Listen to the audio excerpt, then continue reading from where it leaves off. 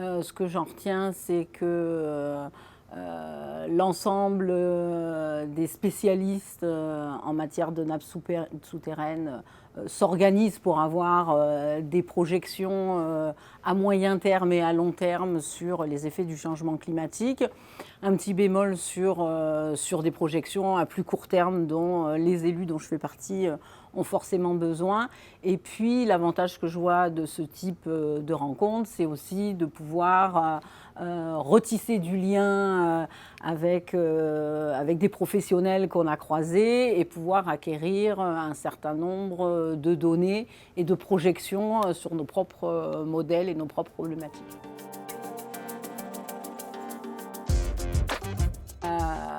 Je crois qu'un des premiers messages sur lequel je vais intervenir, c'est comment on arrive à mobiliser les élus sur cette problématique de ressources en eau et a fortiori de ressources en eau souterraines. Je crois qu'il n'y a pas de modèle duplicable, en tout cas sur le territoire sur lequel j'interviens en tant que présidente d'un syndicat de nappes phréatiques. L'objectif affiché est vraiment de pouvoir élaborer un projet de territoire qui va se décliner en outils politiques. Et pour ça, quoi de mieux pour démarrer que l'élaboration et l'émergence d'un schéma d'aménagement de gestion des eaux, puis ensuite par une labellisation EPTB et la mise en place d'un PTGE. Là, on arrive à la fin de la démarche, mais je crois que c'est des outils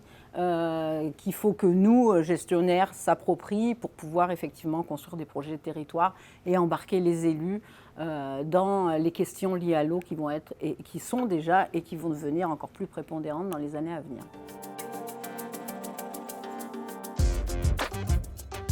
Du colloque, peut-être que le message que je fais passer, moi, sur les institutions des Bouches-du-Rhône, y compris au préfet que j'ai rencontré il y a quelques semaines, sur le fait qu'on est dans une phase de diminution de la ressource, et ça sur l'ensemble du territoire, pas que sur le territoire sur lequel j'interviens. J'en peux pour preuve la rencontre nationale des comités de bassin qui a eu lieu il y a quelques semaines à Paris, où le constat a été unanime, et demander à nos pouvoirs publics de s'emparer de cette problématique et surtout d'amener